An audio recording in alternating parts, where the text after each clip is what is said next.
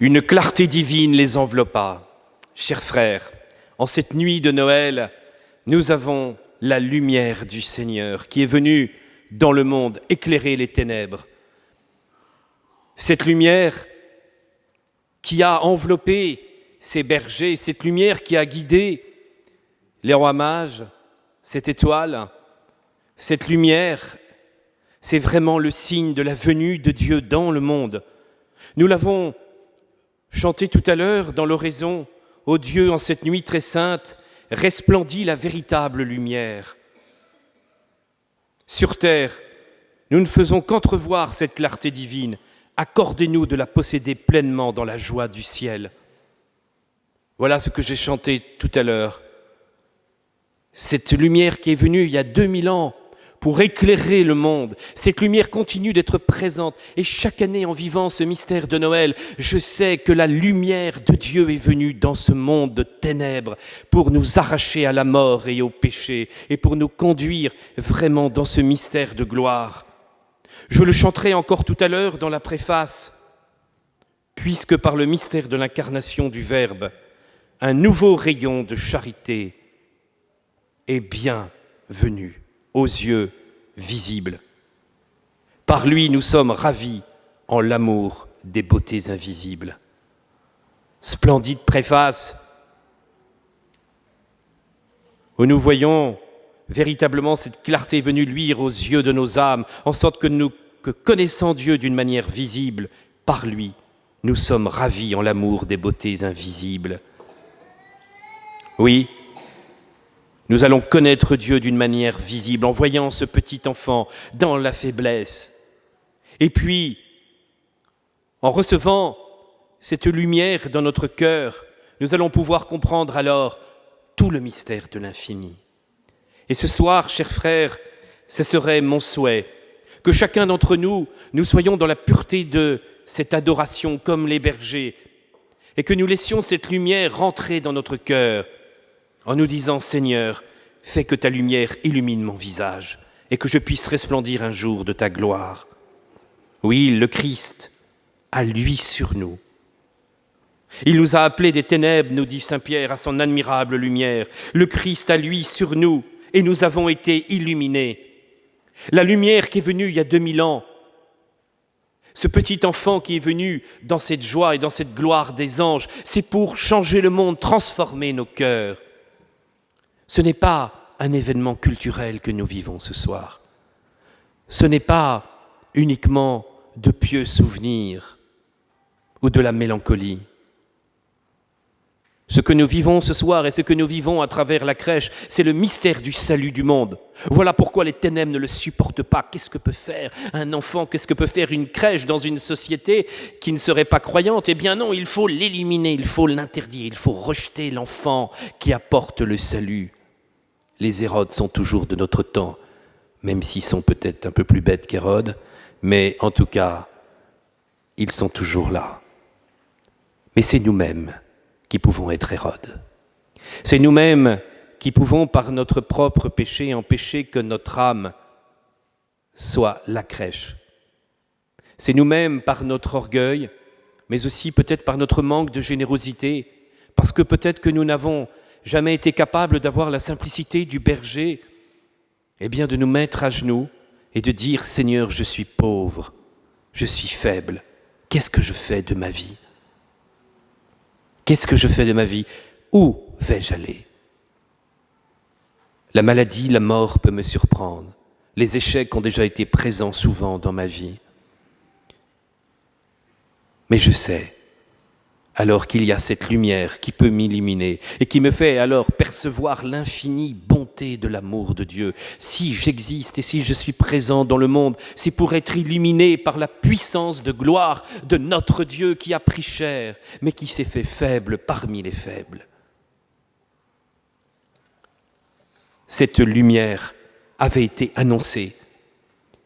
Et déjà, le prophète, plus exactement le prêtre Zacharie, l'avait dit pour la naissance de son fils Jean-Baptiste, que cette lumière allait venir pour illuminer les ténèbres de la mort. Oui, La lumière vient apparaître dans les ténèbres de la mort pour nous arracher au drame du péché. Parce que dans nos vies, nous apercevons bien de cette profonde solitude, de cette profonde destruction lorsque nous ne sommes pas dans l'amour du Christ, lorsque nous ne sommes pas justement dans ce désir d'infini, eh bien nous sommes petit à petit tenus par ce péché, tenus par cette ambiance de culture de mort. Et que plus nous sommes orgueilleux, plus nous sommes égoïstes, plus nous sommes dans le mensonge, plus nous recherchons l'argent, les plaisirs, la puissance, moins nous sommes détachés de ces réalités, eh bien, plus nous nous trouvons dans les ténèbres. Si vraiment nous recherchons, en revanche, de tout notre cœur, ce qui doit être le plus important, l'amour infini, et nous voyons bien que notre cœur nous porte à aimer, mais que de pas dans les ombres de la mort, que de pas dans la souffrance, que de pas dans l'égoïsme. Alors que cette lumière est venue il y a 2000 ans pour nous apprendre à vivre de cet amour, pour nous apprendre à être transformés par cette lumière de gloire. Il suffit, pour être chrétien, de demander ce soir, dans notre cœur, que cette lumière puisse nous toucher au plus profond de nous-mêmes en nous disant « Jésus, Fils de Dieu et Sauveur, aie pitié de moi, transforme ma vie. Jésus, moi qui suis pécheur et faible, je sais que ta lumière peut transformer mon cœur et changer, peut-être pas le monde tout de suite, car tu respecteras le cœur de chacun, mais tu peux changer mon cœur. Mon cœur. Et alors la puissance de lumière peut resplendir en moi. Il est vrai que parfois nous sommes impressionnés par cette puissance des ténèbres. Nous avons l'impression que les ombres de la mort avancent et que chaque année, eh bien, Noël ne nous apporte pas cette délivrance pour le monde. Nous aimerions qu'il n'y ait plus d'attentats, qu'il n'y ait plus de guerre, qu'il n'y ait plus de mort. Mais n'oubliez pas que Noël, c'est la lumière dans la nuit, dans les ténèbres. Jésus n'a pas promis un triomphe spectaculaire. Jésus n'a pas promis une victoire politique, n'a pas prévu un messianisme temporel, n'a pas prévu une immense victoire. Non, Jésus nous prédit dans notre cœur que nous pouvons être sauvés et être arrachés à la mort, pour que la mort ne soit plus qu'un passage, pour que nos péchés soient pardonnés et pour que nous croyions dans cette puissance d'amour et de résurrection. Voilà la lumière de Noël. Voilà cette lumière de la paix intérieure, la lumière qui éclaire le jour autant que la nuit, qui oriente du dedans le cheminement de nos vies. Le Verbe, la vraie lumière qui éclaire tout homme venant en ce monde. Oui, Saint Jean nous le dit, qu'il est la véritable lumière éclairant tout homme venant en ce monde. Il a donné le pouvoir à tout homme de devenir enfant de Dieu. Vous voulez vivre de cette lumière de Noël? Eh bien, demandez à devenir enfant de Dieu. Ce soir, le Fils de Dieu nous invite à être des fils. Ce soir, le Fils de Dieu nous invite à être dans cet esprit d'enfance, de contemplation devant la puissance du mystère de Dieu. Nous ne pourrons pas vivre de cette lumière et resplendir de la gloire de Dieu si nous n'avons pas cette humilité, l'humilité de savoir que nous sommes faibles, que nous ne pouvons pas tout posséder, tout comprendre, tout saisir, mais que nous avons besoin d'être aimés infiniment de Dieu et de recevoir ce salut de lui, et que cette lumière puisse me faire rentrer dans cette paix de Dieu.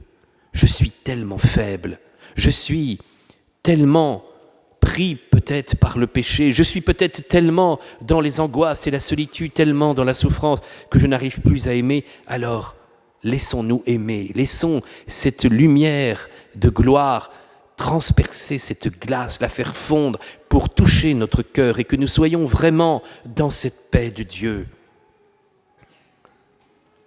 La lumière a brillé dans les ténèbres et les ténèbres ne l'ont pas arrêtée. Personne ne pourra arrêter la lumière du Christ. Personne ne pourra arrêter cette lumière. Non, ni la mort, nous dit saint Paul, ni les persécutions, ni la faim, ni la soif, ni les emprisonnements, rien.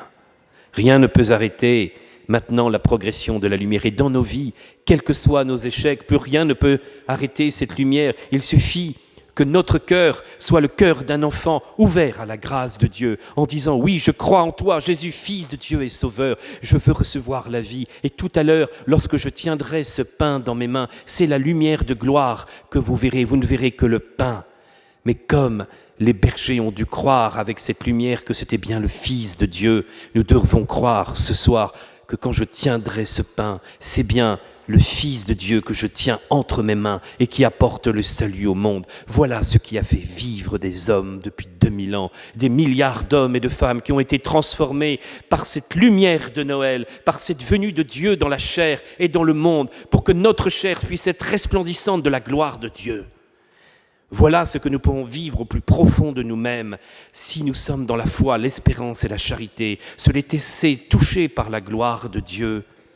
En cette nuit de Noël où des hommes ont été bouleversés par la présence de Dieu, je pense à Claudel, Herman Cohen ou Frossard ou bien d'autres, où ils ont découvert alors en un instant que Jésus était vivant, qu'il avait bien pris chair et qu'il venait transformer leur vie.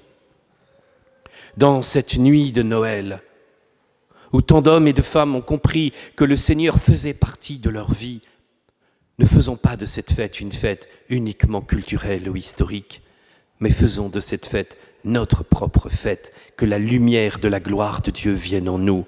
Et alors nous pourrons regarder vers cette lumière éternelle dont nous parle l'Apocalypse, celui qui rayonne pour les siècles des siècles, car s'il est venu dans le monde, c'est pour que nous soyons tous des fils et que le Père puisse reconnaître en chacun de nous son propre Fils, pour nous appeler à vivre de cette gloire éternelle.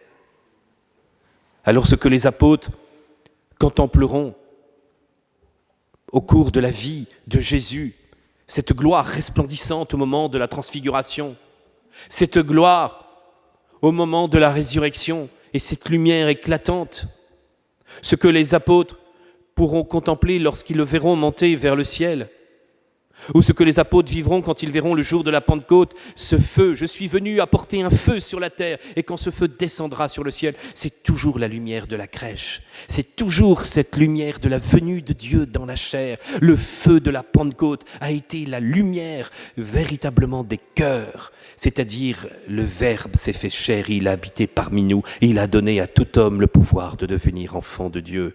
L'histoire du monde est bouleversée parce qu'il est devenu comme l'un des nôtres. Il est devenu notre frère, il a pris notre chair pour que nous devenions Dieu, pour que nous soyons transformés par cette grâce, plus tard de la croix et de la résurrection.